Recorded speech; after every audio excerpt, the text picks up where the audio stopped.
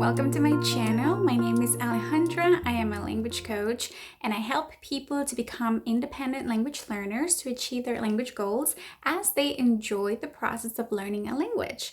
So if you're new here, welcome, and I'm really happy that you have stopped by. Today we're going to be talking about pronunciation. So I'm going to be sharing with you guys the top 7 pronunciation mistakes that Spanish speakers make when they speak English.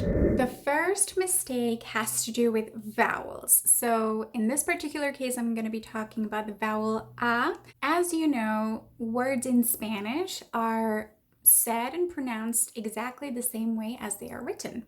However, that's not the case in English. So in the case of the vowel a, in Spanish it's just that, a. However, in English it can be many things. It can be a, or ah. So it depends on the word. I'm going to give you a couple of examples. Let's say, for example, the word cup. It's not necessarily an a, it's a cup. Same with luck. So it's an a.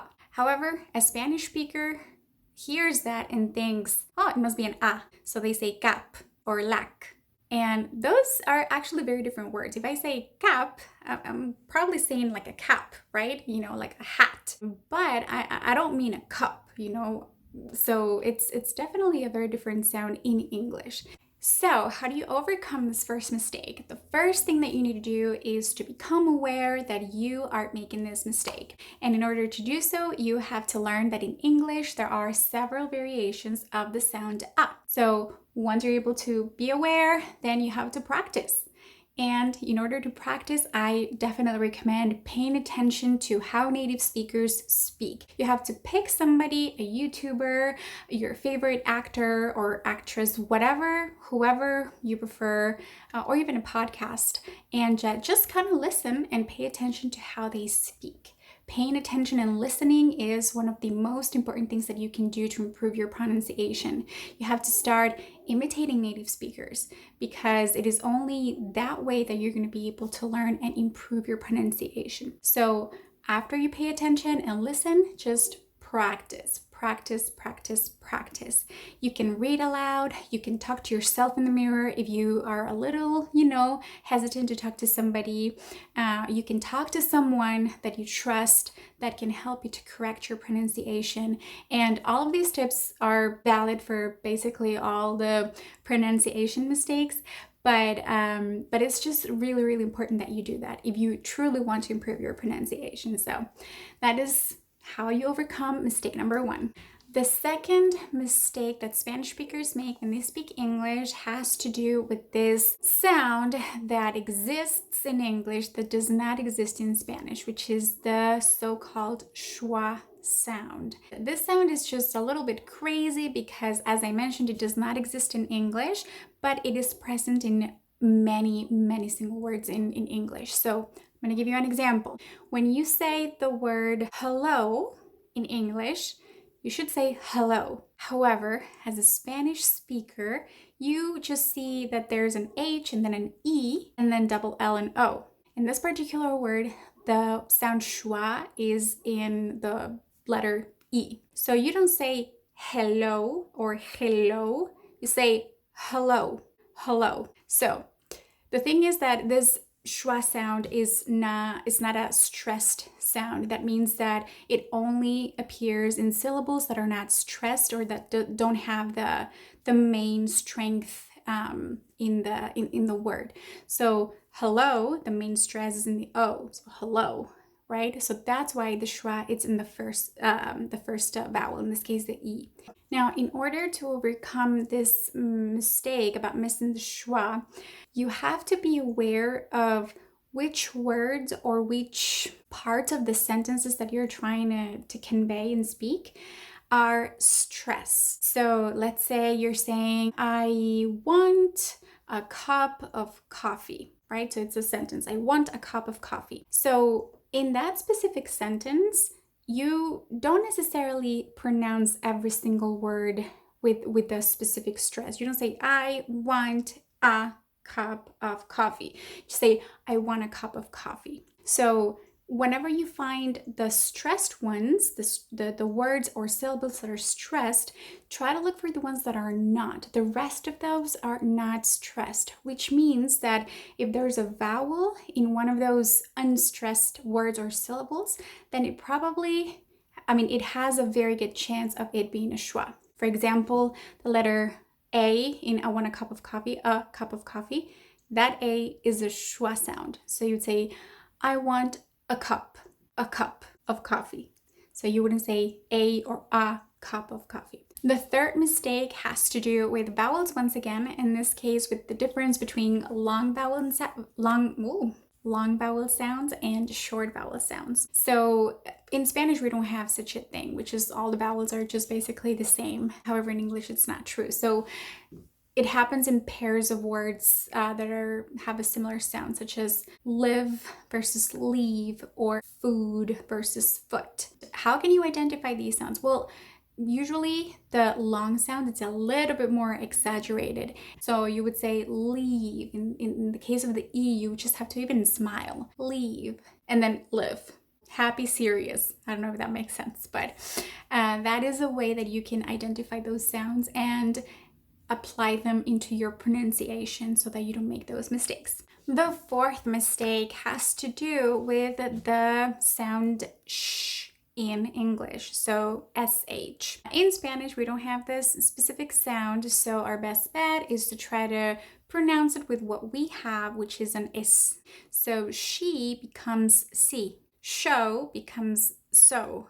It's not necessarily super complicated to make, so how you can work on it is just basically think about the fact that you're potentially trying to put a baby to sleep. So you would just say shh, she, show. So just remember that. How you can work on it is just intentionality, practice, and imagine that you're putting a baby to sleep. Shh. The fifth mistake is pronouncing an M sound as an N sound in English. For example, with words such as sometimes or some, they become sometimes or sung, as in ung.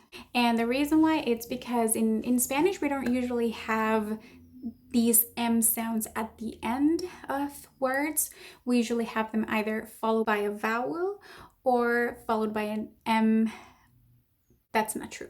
Or followed by a B or a P, such as compadre or combatir. The thought of having an M sound at the end of a syllable, it's a little weird for us. So in Spanish, what we try to do is, let's say for example, the word sometimes, right? It's easier for a Spanish speaker to say sant and then transfer into a T, so sometimes rather than sometimes. It's just a lot more complicated for us. So that is a mistake that it's incredibly common. In this particular case, because it has to do with your mouth articulators and all of that, I do recommend that you just practice. Let's say sometimes, sometimes I'm happy, or anything that can help you to practice and to train your articulators to think differently or to act differently. It's what's going to help you to not make this mistake. Mistake number 6 has to do with the consonant W. And in English, you pronounce this consonant when it's within words such as water, work, wood. So it's a wa, wo. That's how you pronounce it. However, in Spanish, we don't necessarily have words that start with that consonant.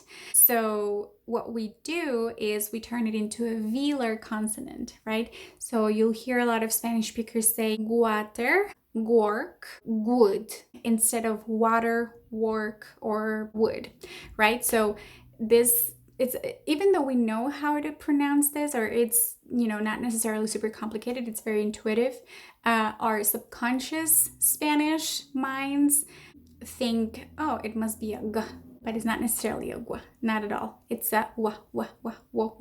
An exercise that you can do to help you not make these mistakes again is try to train saying a word, but before saying a specific word that starts with a W, try to do this exercise. wa, we, wo, woo. And then say wa, we, wo, work. Wa, we, wo, wood. Wa, we, wo, water. And last but not least, the seventh mistake has to do with the letter Y. In Spanish, when we have words that contain this specific letter, they're usually pronounced as ja, yo, ya, yogur, etc. However, in English, words that contain this specific letter tend to be pronounced as an E sound. So you would say young, yellow, your, nice, your, you, right? So it's like an E sound. No, it's not a J, right? So even though in Spanish we know how to pronounce an E, it's really hard for us to associate an E with a Y. We tend to say J, it has to be a J. It's not. It's an E. So next time you see a Y, you just have to be aware that it's not necessarily a J sound. It's probably an E sound. Young, yellow, your, yes. You know, I tend to tell my clients it's not yes, it's yes, yeah. Okay? So just try to work on that. Lots of practice. And that's about it. This is the seventh mistake that Spanish speakers make when they speak English. Okay guys, this is it for today's video. These are the top 7 pronunciation mistakes that Spanish speakers make. There are many more pronunciation mistakes. However, I chose these ones because these are some of the most common ones, and I hope that you can use them to improve your pronunciation and understand that you don't have to have a perfect pronunciation. It's not about that. It's just about conveying a clearer message to the people that are listening to you. And it actually helps to boost your self-esteem. It's actually really good to be able to work on your skills so that people can understand you better and you can convey clearer messages to the people you want to talk to. So please feel free to like this video if you have found it interesting, share with your family and friends. Don't forget to subscribe down below, and I will see you in the next video. Thank you so much for watching. Bye!